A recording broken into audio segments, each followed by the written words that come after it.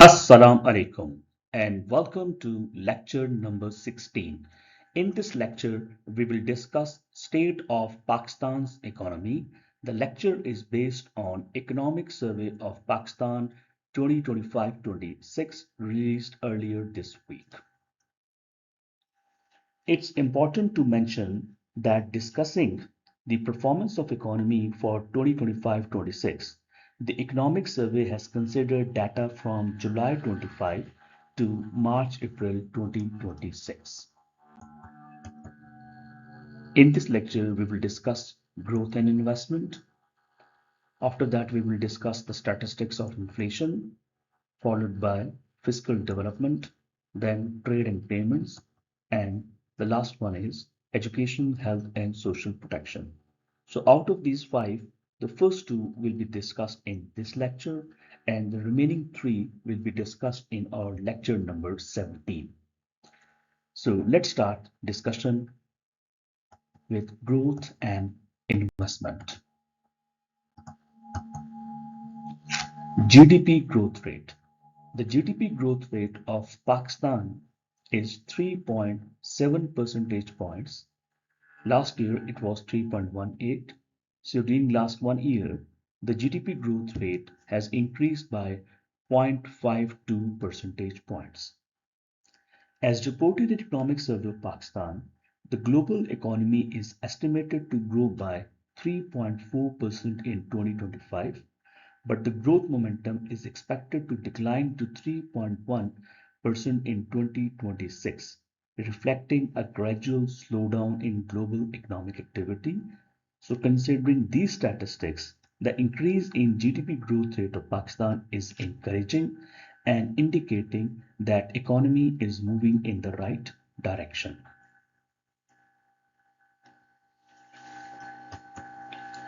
Per capita income. The per capita income of Pakistan has increased from 1751 US dollar to 1901 US dollar. So there is a substantial increase in per capita income at current prices. The statistics show that the per capita income has increased by 8.56 percentage points.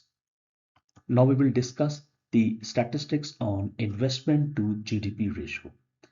Investment to GDP ratio is generally considered as a broad indicator of country's growth potential.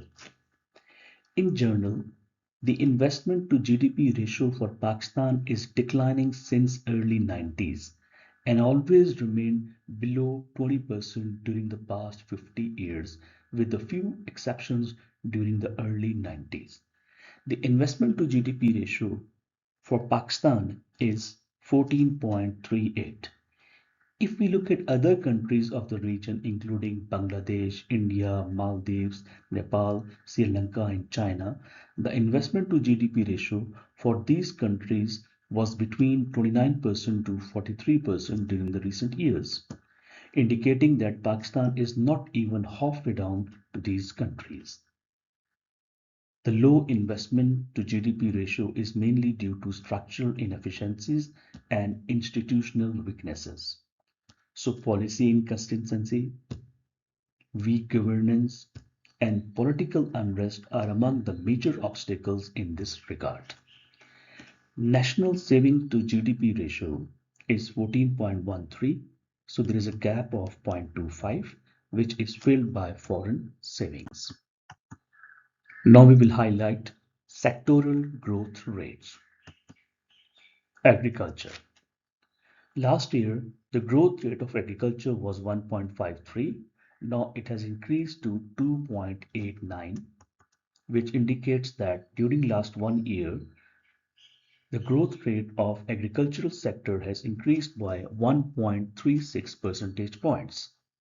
So last year, the crop sector was adversely affected due to floods, which is now recovered.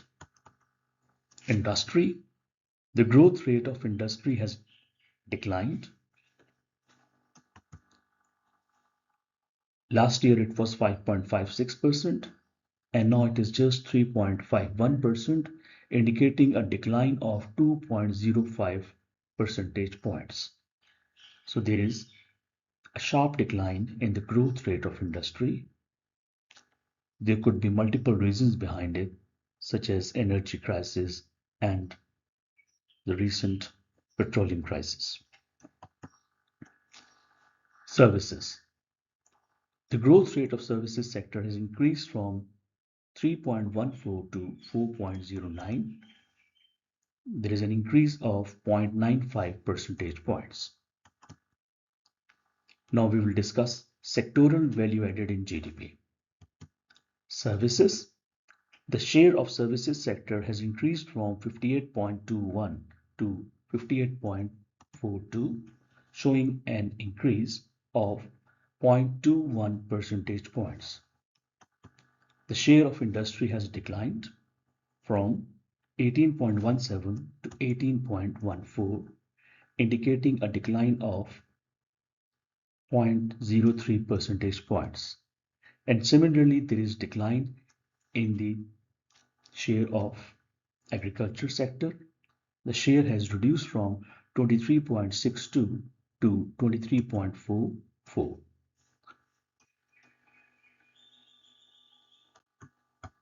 Now we will discuss the statistics of inflation.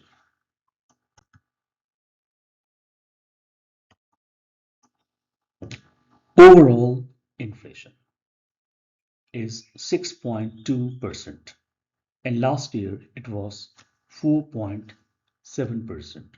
So inflation in Pakistan during last 1 year has increased by 1.5 percentage points. It is to be noted that global inflation is expected to rise from 4.1% in 2025 to 4.4% in 2026. The upward trend is largely attributed to projected increase in energy and food prices, but this effect is much higher in case of Pakistan. Now we will discuss the statistics for rural inflation and urban inflation. The urban inflation is 6.3%. Last year it was 5.7%. So there is an increase of 0.6 percentage points. But this increase is much higher in rural areas. The inflation in rural areas is 6.1%. Last year it was just 3.3%. So there is a substantial increase, that is 2.8 percentage points. Now we'll talk about food and non-food inflation. The food inflation in urban areas has increased by 2.5 percentage points, while this increase is much higher in rural areas. It has increased by 6.2 percentage points. So the food inflation has increased both in rural and urban areas, but the rise in rural areas is much higher. Non-food inflation. Non-food inflation in urban areas has reduced by 1.1 percentage points. And almost same is the trend in rural areas. The non-food inflation in rural areas has decreased by 0.9 percentage points. So if we look at the statistics of food and non-food inflation, then it's very clear that in Pakistan, inflation is mainly due to the prices of food items. Core inflation. We all have the idea that core inflation is the average change in general price level of goods and services, excluding volatile items such as fuel, energy, and few perishable food items. The core inflation in urban areas has reduced from 8.8% to 7.2%. And this decrease is much higher in rural areas. It has decreased from 11.6% to 8.2%. Sensitive price index. Sensitive price index measures average change in general price level of essential goods and services in Pakistan, 51 essential goods and services are considered with major emphasis on food items.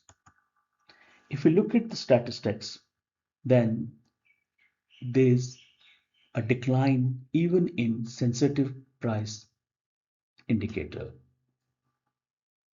It has decreased from 4.9 to 4.1 percentage points. Wholesale price index. The wholesale price index has shown an increase of 0.1 percentage points. FAO Food Price Index from June 2025 to May 2026. FAO reports global food price index by considering 5 food groups, including dairy, meat, cereals, vegetable oil, and sugar. According to FAO Food Price Index, there is an overall increase of 2.1 percentage points. Now, looking at the subgroups, there is a substantial increase for meat, cereal, and vegetable oil, while there is a decrease in dairy and sugar products. So this is all for today. In next lecture, we will discuss the remaining 2 points regarding state of Pakistan's economy. Thank you very much. Allah Hafiz.